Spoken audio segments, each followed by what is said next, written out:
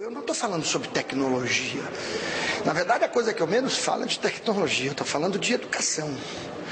Tanto é que, por exemplo, quando eu discuto educação à distância, eu estou pouco preocupado com a distância, estou preocupado com a educação. Então, no fundo, nós estamos falando o quê? Nós estamos falando em currículo, estamos falando em formação de professores, estamos falando em gestão da escola.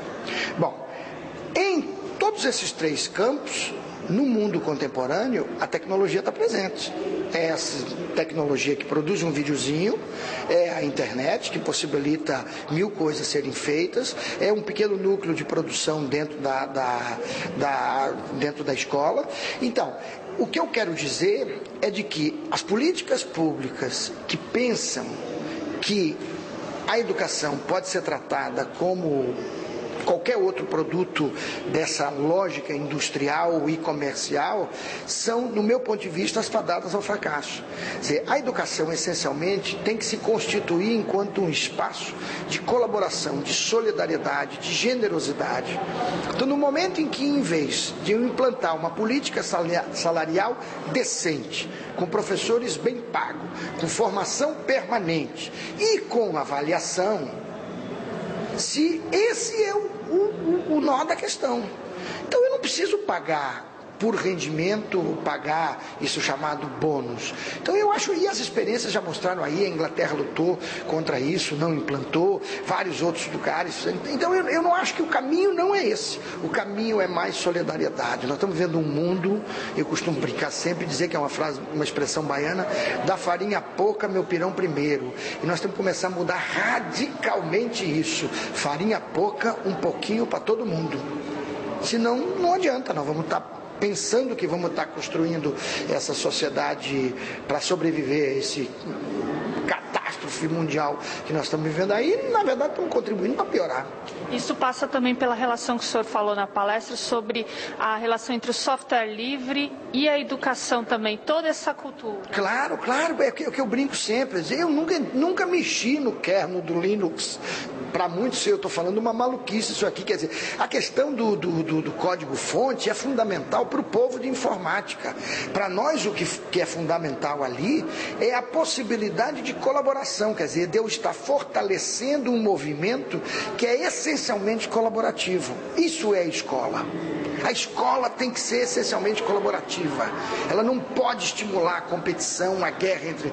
Então, o software livre tem essa vantagem. E você vê que se você observar o movimento do software livre, ele tem ao lado dele, que no fundo é a mesma coisa, um conjunto de outras coisas, que é o Creative Commons, as questões das liberdades das licenças, a questão da produção audiovisual aberta, a questão dos licenciamentos abertos, a questão das revistas científicas, que tem que estar liberada, quer dizer, nós ganhamos nas universidades públicas para produzir conhecimento, e depois os nossos artigos ficam proprietários de uma empresa que edita revista científica. Então isso está mudando, no mundo está mudando. A questão dos documentos abertos, dos formatos abertos, de tal forma que eu tenho a garantia de que amanhã, se uma empresa dessa falir ou virar poderosa demais e desejar controlar o mercado, eu pego qualquer outro menino e trabalho com isso, porque ele é aberto. Agora, quando ele é proprietário, eu não faço mais isso.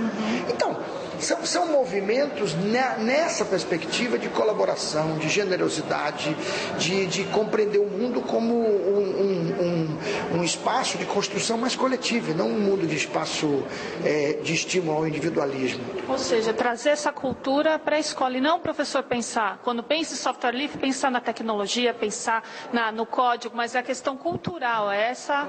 Claro. Isso que o senhor está falando. Mas é evidente, porque você veja só, para quem nunca viu o sistema operacional nenhum, começar com um com o outro é mais ou menos o mesmo tipo de dificuldade. Quer dizer, nós fomos, na verdade, como a vida inteira, nós só tivemos um tipo de sistema operacional, nós fomos adestrados a usar aquele sistema operacional. Eu costumo brincar sempre, nós somos tão adestrados que para desligar a gente clica em iniciar.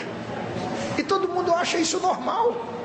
Seria o último lugar do mundo onde alguém iria clicar para desligar. E nunca ninguém reclama disso, porque nós estamos acostumados. É assim na vida, é assim, a gente vai se acostumando e se você entrar num software desses conhecidos, de sistema operacional proprietário, em uma língua que você nunca viu, você é capaz de fazer tudo. Porque a gente já se acostumou aí nos ícones, aos control não sei o que, parará, parará. Agora, temos que começar a experimentar essas outras possibilidades, porque elas vão empurrar um desenvolvimento colaborativo da indústria e do mundo do software, da ciência da computação, que é absolutamente fundamental para todos nós, para a soberania das nações. E claro, a internet ajudou muito isso, porque agora a gente troca muito mais intensamente do que antes. Isso passa pelo papel do professor como um autor e não como ator, como o senhor disse na palestra? Com certeza. Por que hoje ele é mais um ator do que um autor? É pior a brincadeirinha com esse U aí de autor e ator é porque, na verdade, ele hoje, em muitos casos, que tem muita gente que não é assim, ele é um mero reprodutor, ele não é nem ator, ele nem representa, ele reproduz. Por quê? Exatamente porque nós temos políticas centralizadas que pensam tudo desde o começo até o fim e deixam ao professor a tarefa de meramente reproduzir aquilo. Quando não é reproduzir o que está no livro didático, quando não é reproduzir o que é colocado pela mídia. Né? Então o professor, ele tem, os mais velhos sabem disso, a gente tinha referência dos nossos professores como uma referência intelectual. Caetano tem aquela música Nobreza Brau, que fala a professora Neide Candolina, do colégio público tradicional, que era dura, rigorosa, e passava questões morais, questões éticas, questões, enfim, que era uma liderança intelectual. Hoje o professor, com essa lógica de massificação e o professor virou uma pecinha na chamada engrenagem. Então ele próprio se desresponsabilizando. E isso termina levando e termina a escola perdendo a dimensão de um espaço de produção. A escola vira um espaço de consumo, como é ver televisão. Isso é muito ruim. Claro, não estou dizendo que são todas as escolas.